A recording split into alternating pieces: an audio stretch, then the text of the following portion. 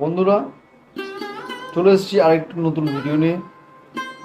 তো চলুন শুরু করি ভিডিওটি ভালো লাগলে অবশ্যই চ্যানেলটিকে সাবস্ক্রাইব করবেন, ভিডিওটিকে একটু লাইক করবেন এবং ভিডিওটি শেয়ার করবেন আপনার বন্ধুদের সাথে।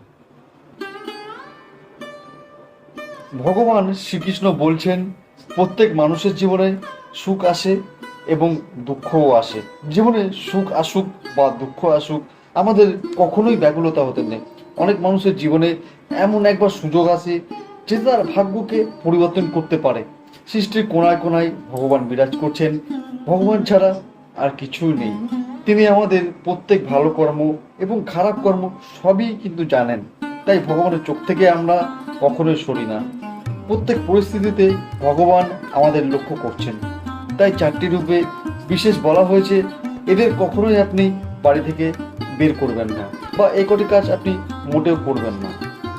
শাস্ত্রে বলছে, ভগবান নিজে ভক্তের কাছে পরীক্ষা নিতে আসে।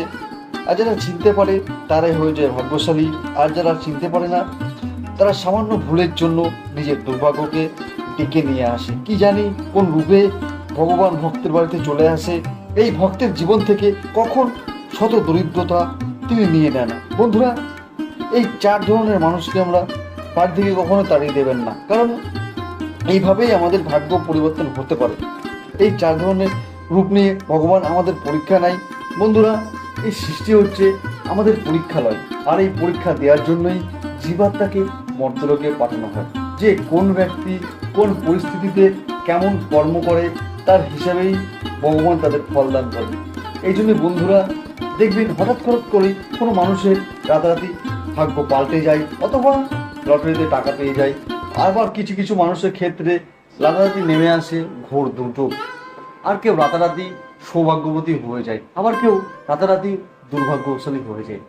আসলে প্রত্যেক মানুষের জীবনে ভগবানের নজর পড়ে, আর তখন ভগবান পরীক্ষা করেন, সত্যিই কি আপনি ভগবানের ভক্ত, সত্যিই কি আপনি তার কৃপার যোগ্য, সত্যিই কি আপনি ভগবানের ধামে যাওয়ার যোগ্য। এই সকল কিছু যাচাই করার জন্য ভগবান অনেক রূপ নিয়ে আমাদের পরীক্ষা নিতে আসেন। ভগবান দেখেন যে আমার ভক্ত কি সুখ সমৃদ্ধি টাকা পয়সা পেয়ে আমাকে ভুলে গেছে, নাকি টাকা পয়সা পেয়ে আমাকে ভুলে গেছে, নাকি মনোবাসনা পূর্ণ করার জন্য শুধু ঈশ্বরকে স্মরণ করে। এসব কিছু পরীক্ষার মাধ্যমে ঈশ্বর আমাকে যাচাই করে। তাই তিনি কিছু রূপ নিয়ে ভক্তের বাড়িতে এসে পরীক্ষা নিয়ে থাকেন। তারপরে ঘটে ভগবানের কৃপা দৃষ্টিতেই ভক্তের জীবনে অলৌকিক পরিবর্তন। তাই বন্ধুরা, খেয়াল রাখবেন অবশ্যই, এই ব্যাপারটি ব্যক্তিকে কখনোই খালি হাতে ফেরাবেন না। তো বন্ধুরা, কারা সেই ব্যক্তি, চলুন জেনে নেওয়া যাক। বন্ধুরা, যদি ভিডিওটি একটু ভালো লেগে থাকে তো অবশ্যই একটি লাইক করতে ভুলবেন না এবং ভিডিওটি শেয়ার করতে অবশ্যই ভুলবেন না। বন্ধুরা, সবার প্রথম যে ব্যক্তি তারা হলো হিজড়া। হিজড়া হচ্ছেন মাতা পার্বতী এবং শিবের মিলিত রূপ। তাই ইনারা যখন আপনার কাছে কোনো সময় দান চাইতে আসবে, ভুলেও কিন্তু এদের খালি হাতে ফেরবেন না। মানা হয় এদেরকে দান করলে ভগবান শিব ও পার্বতী সন্তুষ্ট হন। এর ফলে আমাদের সমস্ত কাজকর্ম এবং দুষ্কর্ম সব লুপ্ত হয় এবং মহাদেব ও পার্বতীর কৃপাদৃষ্টি আমাদের ওপরে বর্ষিত হয়। আর দ্বিতীয়ত বলে রাখি, শিশু, কুকুর, গরু, বেড়াল এবং যে কোনো অবলা জীব আপনার দৌড়ে আসে এবং এটি আপনাকে এই সংকেত প্রদান করে যে ঈশ্বরের আগমন ঘটেছে।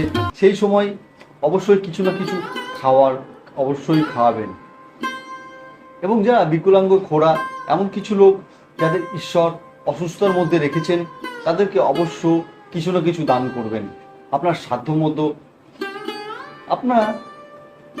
আপনাদের বাড়িতে যখন কোনো ভিখারি বা কোনো বৃদ্ধ লোক ভিক্ষা চাইতে আসে, তাহলে অবশ্যই সেই কিছু না কিছু দান করবেন, যতটা আপনার সাধ্যে কুলোবে এবং যতটা পারবেন আপনি দান করার চেষ্টা করবেন। এতে আপনার অনেক সুফল লাভ হতে পারে, কারণ ভগবান ভক্তের কাছে অনেক পরীক্ষা নিতে আসে আর বিভিন্ন রকমের তিনি পরীক্ষা নেন। আপনি নিশ্চয় চাইবেন না ভগবান আপনার বাড়িতে আসুক এবং আপনি কিছু না দিয়ে তাকে ফিরিয়ে দেন। তো বন্ধুরা, আজকের জন্য এইটুকুই। ভিডিওটি যদি ভালো লাগে থাকে অবশ্যই ভিডিওটিকে একটি লাইক করবেন। ধন্যবাদ বন্ধুরা।